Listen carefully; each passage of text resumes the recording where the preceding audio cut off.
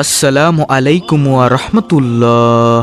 প্রিয় দর্শক, আজকে আমি আপনাদের সাথে আলোচনা করব যে দুটি পাপ করলে তাহাজ্জুদ নামাজেও দোয়া কবুল হবে না সেই বিষয়ে।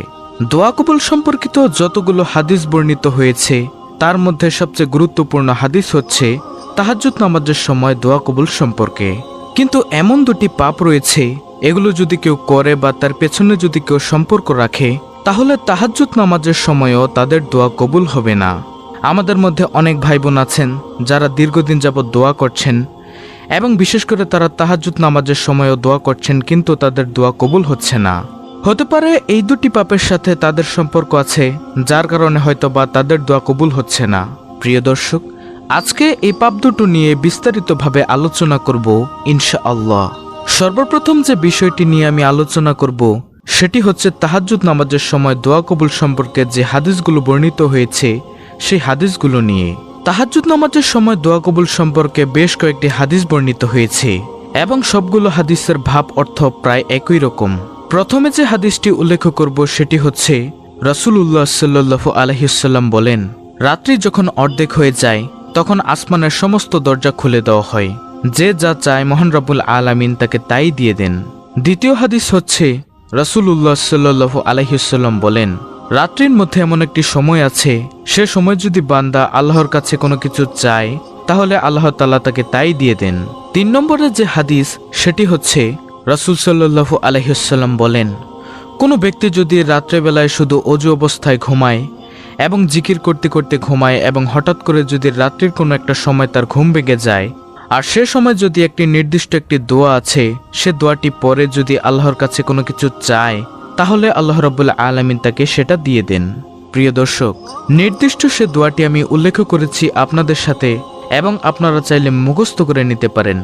দোয়াটি হচ্ছে লা ইলাহা ইল্লাল্লাহু ওয়াহদাহু লা শারিকা লাহু লাহুল মুলকু ওয়া লাহুল হামদু ওয়া হুয়া আলা কুল্লি শাইইন কাদির সুবহানাল্লাহ ওয়ালহামদুলিল্লাহ ওয়া লা ইলাহা ইল্লাল্লাহু আল্লাহু আকবার ওয়ালা হাওলা ওয়ালা কুওয়াতা ইল্লা বিল্লাহ।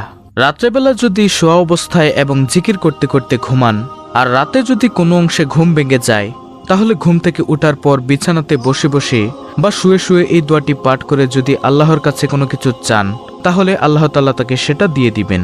প্রিয় দর্শক, এবার আমি সেই হাদিসটি বলবো যেই হাদিসটির জন্য এই ভিডিওটি বানানো। রাসূলুল্লাহ সাল্লাল্লাহু আলাইহি ওয়াসাল্লাম বলেন, রাত্রির শেষ তৃতীয়াংশ বাকি থাকতে আল্লাহ তাআলা দুনিয়াবি আসমানে নেমে আসেন এবং নামার পরে তিনি বান্দাদেরকে ডেকে ডেকে বলতে থাকেন, কে এমন আছো আমার কাছে চাইবে, আমি তার চাওয়া পূরণ করব। কে এমন আছো আমার কাছে ক্ষমা চাইবে, আমি তাকে ক্ষমা করে দিব। কেউ এমন আছো কি যে আমার কাছে দোয়া করবে, আমি তার দোয়া কবুল করব। কেউ এমন আছো কি যে অভাবগ্রস্ত, ঋণগ্রস্ত, রোজির সংকটে ভুগছ, আমার কাছে চাইবে, আমি তাকে সেটা দিয়ে দিব। কিন্তু রাসূল সাল্লাল্লাহু আলাইহি ওয়াসাল্লাম বলেন, এ সময়ে আল্লাহ তাআলা 2 শ্রেণীর ব্যক্তির দোয়া কবুল করেন না। একজন ব্যক্তি হচ্ছে যার জেনার সঙ্গে সম্পর্ক থাকে, দ্বিতীয়জন হচ্ছে যে অবৈধভাবে মানুষের কাছে ট্যাক্স আদায় করে। সুবহানাল্লাহ। প্রিয় দর্শক, যেখানে তাহাজ্জুদ নামাজের সময় দোয়া কবুল সম্পর্কে একাধিক হাদিস বর্ণিত হয়েছে এবং সবগুলো হাদিসের ভাব অর্থ প্রায় একই রকম, অর্থাৎ মধ্যরাত্রির পর থেকে ফজরের আজান পর্যন্ত এই সময়টি গুরুত্বপূর্ণ সময়। কত যে মানুষের জীবন পরিবর্তন হয়েছে, কত মানুষের চাওয়া পাওয়াকে আল্লাহ তাআলা কবুল করেছেন, কত মানুষের দুঃখ কষ্টকে আল্লাহ তাআলা সারা জীবনের জন্য দূর করেছেন। কিন্তু 2 শ্রেণীর মানুষের দোয়া আল্লাহ তাআলা তাহাজ্জুদের সময়ও কবুল করবেন না। যদিও আল্লাহ তাআলা নিজেই সে সময় দুনিয়াবি আসমানে নেমে আসেন এবং দোয়া করার জন্য বান্দাদেরকে ডাকেন যে তোমরা এসো এবং আমার কাছে চাও, আমি তোমাদেরকে দিয়ে দিব। কিন্তু 2 ধরনের মানুষের দোয়া সে সময়ও কবুল হবে না। আর সে 2 ধরনের মানুষ হচ্ছে কারা? যাদের জেনার সঙ্গে সম্পর্ক থাকে এবং যারা অবৈধভাবে মানুষের কাছ থেকে চাঁদাবাজি করে, ট্যাক্স আদায় করে, টাকা আদায় করে, মানুষকে ধোঁকা দেয়, এক কথায় মানুষের সম্পদকে আত্মসাৎ করে এবং লুটপাট করে। এবং এই আত্মসাৎ এবং লুটপাট সম্পর্কিত যতগুলো গুনাহ আছে সব গুনাহগুলোই কিন্তু এর অন্তর্ভুক্ত হবে। এবং জেনা সম্পর্কিত যতগুলো গুনাহ আছে সব গুনাহগুলোই কিন্তু এর অন্তর্ভুক্ত হবে। যেমন প্রেম, অবৈধ সম্পর্ক, কোনো গায়ের মহরম মেয়ের সাথে কথা বলা, এ সমস্ত গুনাহগুলো কিন্তু এর অন্তর্ভুক্ত হয়ে যাবে। যেমনভাবে আপনার সঙ্গে যার বিয়ে জায়েজ আছে তার সঙ্গে কথা বললে কিন্তু আপনার গুনাহ হবে।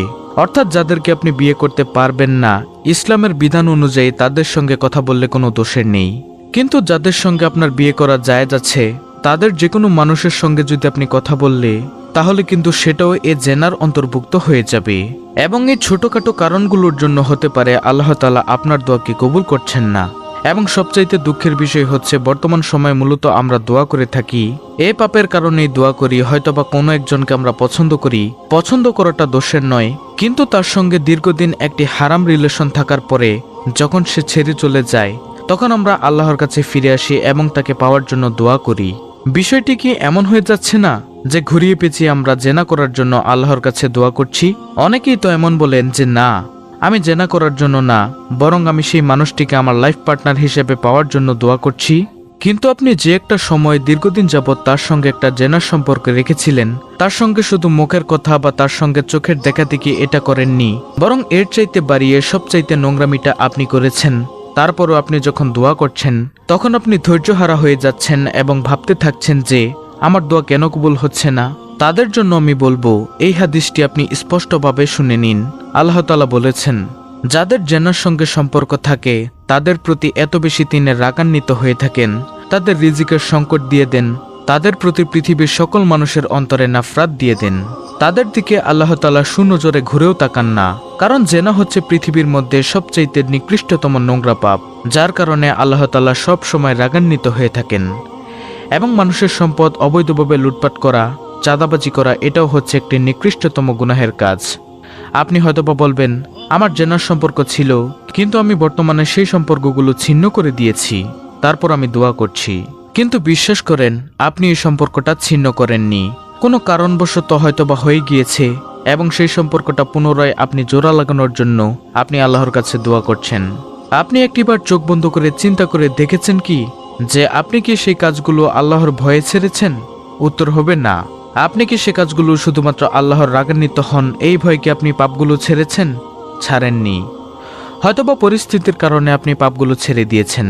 খুব কম ব্যক্তি এমন পাওয়া যাবে যারা শুধুমাত্র আল্লাহর ভয়ে প্রেম, ভালোবাসা, অবৈধ সম্পর্ক, জেনা এবং পরকীয়া থেকে নিজেকে বাঁচিয়ে রেখেছেন। কারণ এগুলো থেকে নিজেকে বাঁচিয়ে রাখা খুবই কঠিন। যখন কোনো একটা মেয়ে কোনো একটা ছেলের সাথে কথা বলে তখন পৃথিবীর সমস্ত কিছু সে ভুলে যায়, তার কাছে তখন শয়তান চলে আসে, যার কারণে সে নিজেকে কন্ট্রোল করতে পারে না। তাই আমাদের উচিত হবে এই ধরনের পাপগুলোকে আল্লাহর ভয়ে আল্লাহর সামনে দাঁড়াতে হবে, এই লজ্জায় আল্লাহ তাআলা রাগান্বিত হন এই কারণে আমাদেরকে এই পাপগুলো ছেড়ে দিতে হবে। এবং তারপরে আপনি সেই ব্যক্তিকে জীবনসঙ্গী বা জীবনসঙ্গিনী হিসেবে পাওয়ার জন্য যে দোয়া করবেন সেটাও কিন্তু শেষ করে দিতে হবে। কারণ দীর্ঘ একটা সময় ধরে আপনি আল্লাহ তাআলাকে অসন্তুষ্ট রেখেছিলেন, আল্লাহকে আপনি কষ্ট দিয়েছেন। কারণ পৃথিবীতে আর এমন কোনো পাপ নেই যেটা জেনার সমতুল্য। শিরক কাছে সবচাইতে বড় গুনাহ, যুদ্ধের ময়দান থেকে পলায়ন করা বড় গুনাহ, তারপরও কিন্তু এটা নোংরা নয়।